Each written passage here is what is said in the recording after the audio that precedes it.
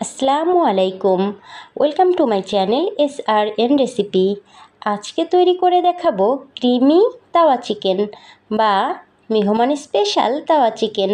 বাসায় মেহমান আসলে কিংবা বিকালের নাস্তায় স্পেশাল কোনো ডিশ যদি খেতে মনে চায়, অবশ্যই এভাবে একবার তৈরি করে নেবেন ক্রিমি তাওয়া চিকেন। এই রেসিপিটি দেখতে যেমন লোভনীয় হয়েছে, খেতে ভীষণ ভালো টেস্ট হয়েছে। আমার এই রেসিপিটি না টেনে ফার্স্ট থেকে লাস্ট পর্যন্ত দেখার অনুরোধ রইল। চলুন তাহলে দেখিয়ে দিই কিভাবে তৈরি করেছি এই রেসিপি। রুটি, নান রুটি অথবা পরোটা সব কিছুর সঙ্গেই এই রেসিপিটি আপনি সার্ভ করে নিতে পারবেন। এই রেসিপির জন্য 500 গ্রাম চিকেন নিয়েছি। এখানে আমি একটি ব্রয়লার মুরগির লেগ পিসগুলো নিয়েছি। এই লেগ পিস দুটোকে প্রথমে আমি একটি নাইফ দিয়ে কেটে নিব।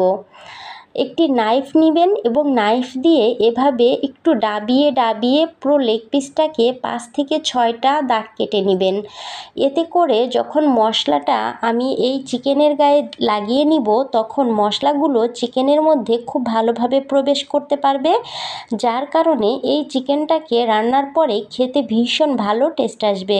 দেখুন, আমি একটু কাছ থেকেই দেখিয়ে দিলাম কিভাবে দাগ কেটে নিয়েছি।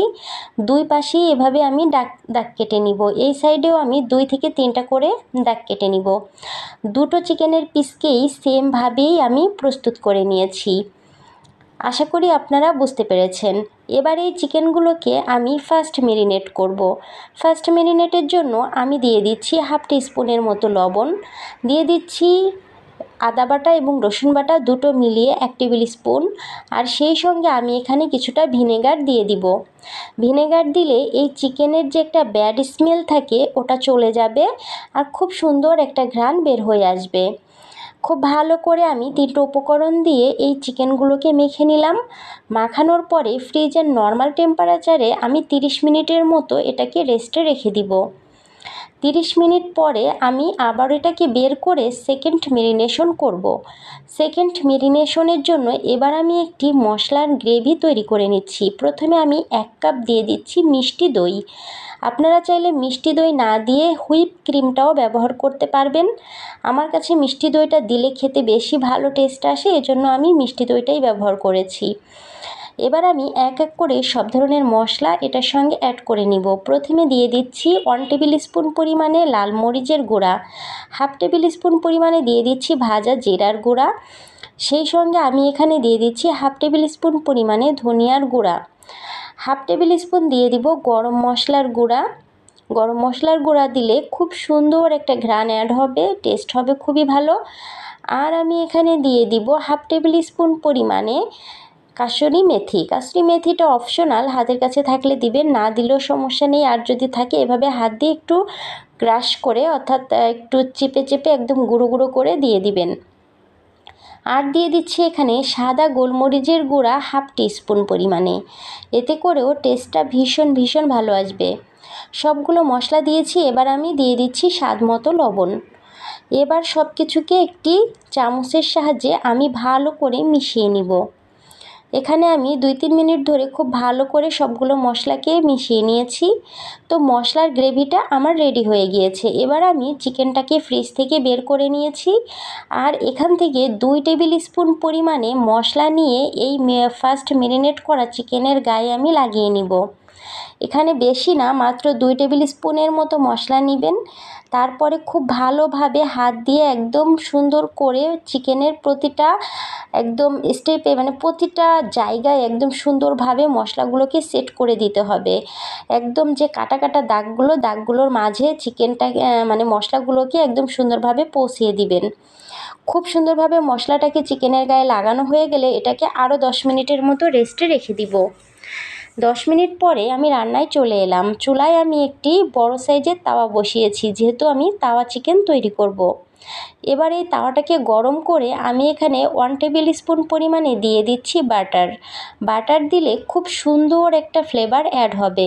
আর শুধু বাটার না, এই বাটারের সঙ্গে আমি দিয়ে দিচ্ছি 1 টেবিল স্পুন পরিমাণে সয়াবিন তেল।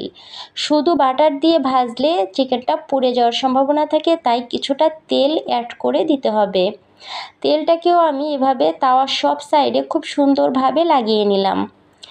তেল এবং বাটার গরম হয়ে গিয়েছে। এই পর্যায়ে এখন আমি দিয়ে দিচ্ছি চিকেন। মেরিনেট করা চিকেনগুলোকে আমি এভাবে দিয়ে দিব। আর চিকেনের গা থেকে কিন্তু মশলাটা নামিয়ে রেখেছি। চিকেনের গা থেকে মশলাটা রেখে শুধুমাত্র চিকেনগুলোকেই আমি দিয়ে দিয়েছি। এবার এই চিকেনটাকে না ঢেকে 2 মিনিট করে একটু মিডিয়াম ফ্লেমে উল্টিয়ে পাল্টিয়ে আমি ভেজে নিব। এক সাইড 2 মিনিট ভাজা হয়ে গিয়েছে, উল্টিয়ে অন্য সাইডটাকেও আমি 2 মিনিট ভেজে নিয়েছি। খুব সুন্দর এরকম একটা লাল কালার চলে এসেছে। এই পর্যায়ে এখন আমি চিকেন যে মেরিনেট করা মশলাটা ছিল ওই মশলাটাকে দিয়ে দিচ্ছি। এতে করে এই মশলার গ্রেভিটা চিকেনের মধ্যে পৌঁছাবে।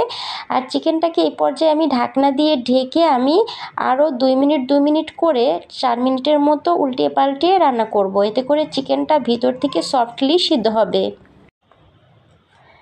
4 মিনিট ভাজার পরে দেখুন চিকেনটা কিন্তু খুব সুন্দরভাবেই সিদ্ধ হয়ে গিয়েছে। চিকেনটাকে আমি আবারও উল্টিয়ে পাল্টিয়ে নিচ্ছি। খুব সুন্দর একটা কালার আসার আগ পর্যন্ত এভাবে করে আমি চিকেনটাকে ভেজে নিয়েছি।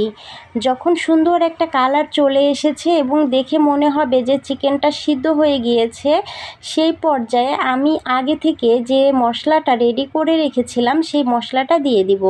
তো দেখুন, দেখেই বোঝা যাচ্ছে যে মাশাআল্লাহ চিকেনটা কিন্তু একদম পারফেক্ট একটা কালার এসেছে, খুব সুন্দরভাবে সিদ্ধ হয়েছে।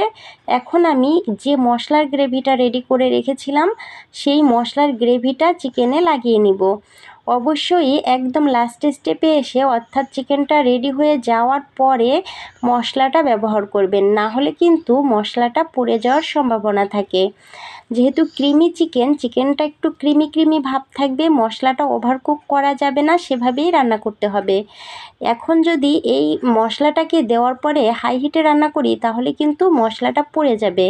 তাই এই পর্যায়ে আমি চুলার লেভেলটা মিডিয়াম টু লোয়ের মধ্যে রেখে দিয়েছি।